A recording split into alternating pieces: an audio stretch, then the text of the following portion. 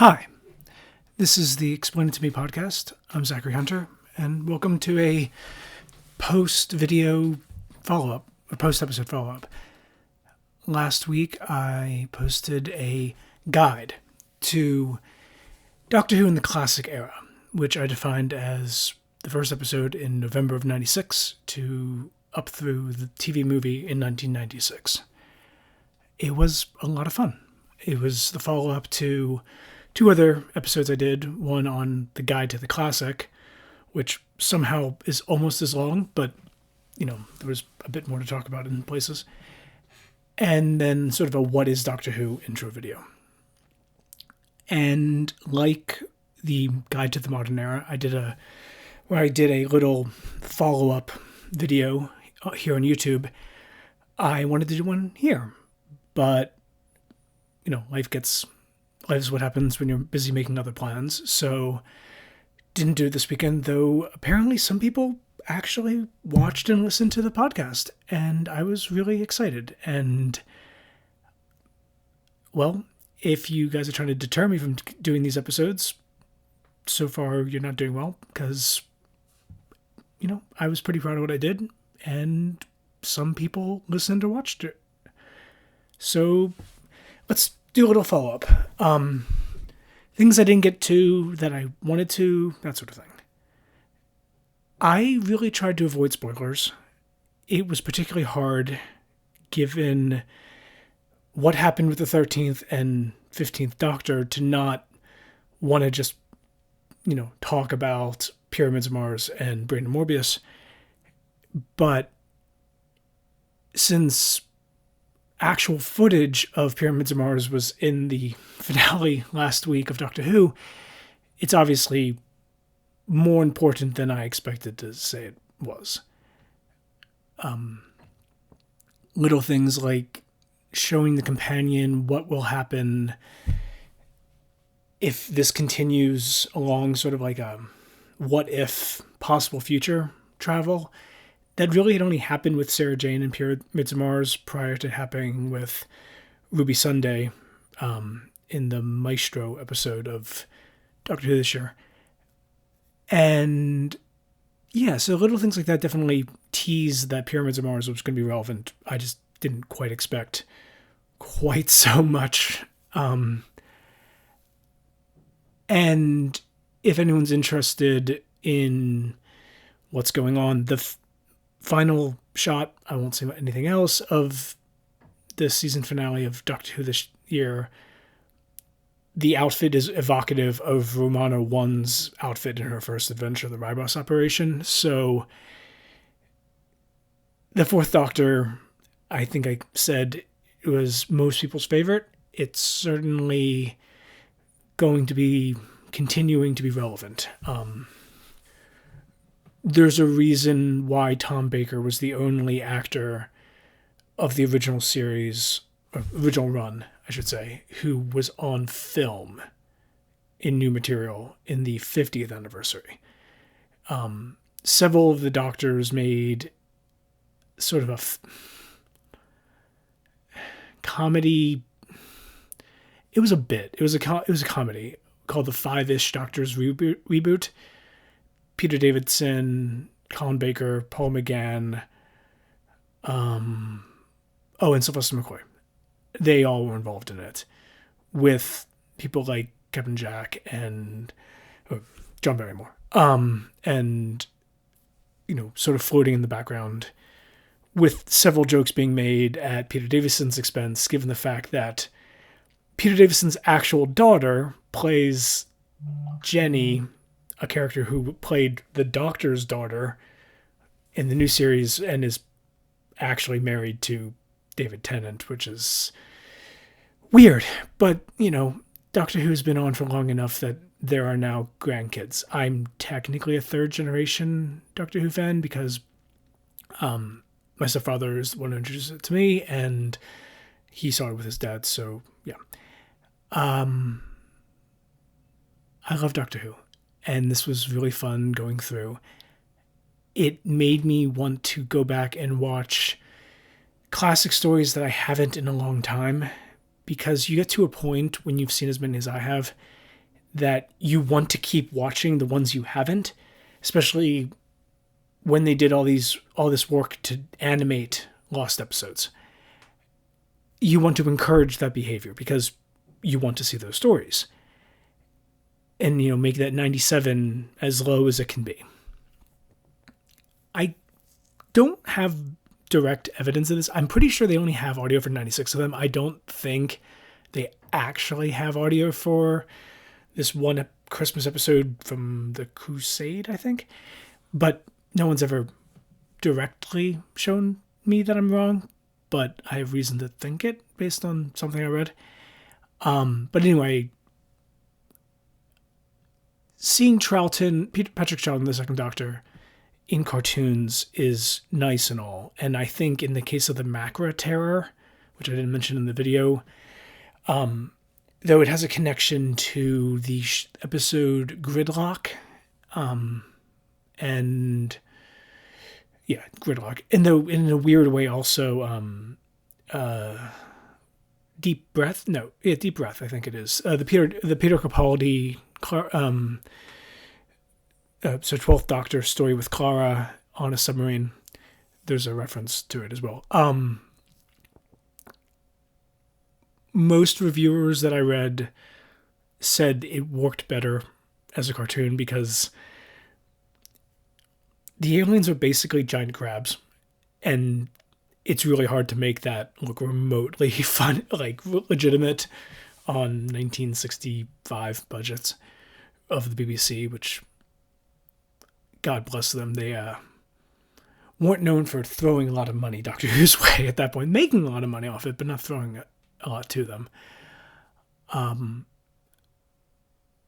I'm excited about the channel, even starting to get traction. I think that writing sort of a mini series of episodes was a good way for me to get going. The first video and episode I posted was about personal finance. Partly me just upset at a lot of the content I see on social media regarding people who are not certified financial planners, which means they don't have fiduciary duties to their clients, and also even the ones who do, taking a percentage under assets under management fee. I'm against that. And I thought the easiest episode I could make for my first go was me basically saying some basic things that, including don't pay them. Basically, then I switched to something I actually, enjoy. Like, obviously, the thing above me right there with my certified financial planner is great. I got it right before COVID hit, but Doctor Who is something I love and enjoy. Love, obviously, in a different way than, my family. But I have other things that I think I can explain well. And I think this channel, podcast, video format, all of the above, the EITM pod, I'll just use the general term, will be a way for me to do that so that I can bring you guys along. I'm a Pittsburgher, so to bring Yins along to try to share my passions about things so that you can at least be informed. I don't expect most people who listen to or watch this to necessarily want to see hundreds of episodes of Doctor Who. Or, well, I think the personal finance one was useful. If I do a video on a legal topic or a religious topic or another nerdy topic, all of which I do have intentions of doing, obviously the personal finance one is probably the most useful, but there's more things in life than just that. Comic books, movies, TV shows, media generally is worth talking about and thinking about. I have a master's in theology, so obviously I care and want to talk about that as well. And having a law degree, while the practice of law is not terrific sometimes, the law itself is important, and I have ideas about ways to present certain things from that education in this format. That, again, the info without gatekeeping is a promise as much as it's a slogan, because I know that a lot of content in the legal sphere, in the finance, less so in the finance sphere because they're usually selling you something, but in the legal sphere, in the Catholic religion, theology industry, and also even in the comic book nerd fandom, the amount of expectation people have that you're already in the club is way too high.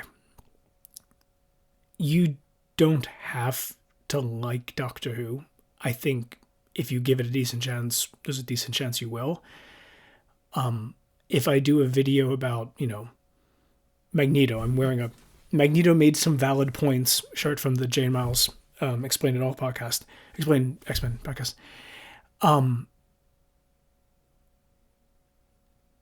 Obviously, not everyone's going to agree with, my takes on certain things. And for the most part, I try to keep my editorial slant in these scripts.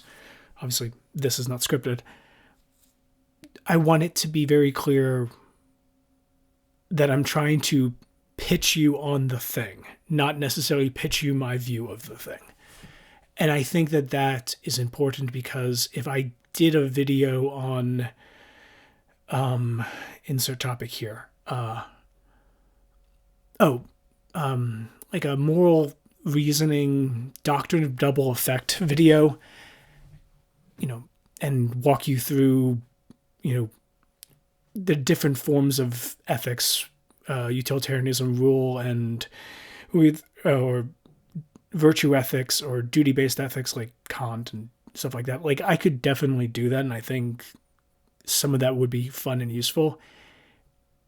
But for the most part, I want to share what I care about and what I know about so that you are at least informed. This is the Explain It To Me podcast. This isn't, be like Zachary.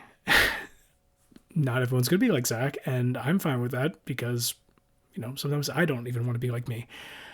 But I am me, and I'm here to, explain what I can and talk about what I care about and what I'm interested in and what I know a few things about. I have a good idea what the next video episode or few are. The order is up in the air, but I am working on it. And I think I'm going to stay in the nerdy, geeky sphere a little bit for the next video or episode. I think I have a good way to do another kind of walkthrough guide, kind of like what I did with Doctor Who. My plan at the moment is X-Men and the mutants. That's why I wore the shirt, thinking ahead. And I think a way of given the fact that the Krakoa era just ended in X-Men, they just had arguably their 700th issue, that it would be a good idea, whether people want to jump on or not, like where they could jump on and off. Like, obviously that's an area where there's a lot of great podcasts and a lot of great resources, but most of them are assuming you're reading X-Men. I would kind of think it'd be useful to have an idea of how would you even approach considering reading X-Men. X-Men 97 is a great cartoon. Some of those storylines are from 2 or 3 different decades and jumbled together. I have some other ideas for some other topics. I would like to get into some philosophy. I could definitely talk quite a lot about political philosophy, about Albert Camus, various topics. I am interested in doing some, what some people call street law, but some basic knowledge of constitutional rights and legal reality. Talking to somebody who has a foot outside of the legal profession now, but does still have a, valid license and law firm, and still, does occasionally practice. I think I have a viewpoint that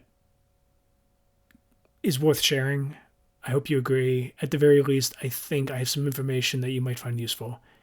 And again, all I ask is for your curiosity and your time. If you give me that, I will do my best to earn it and deserve it, and to provide whatever information I can in the best way I can.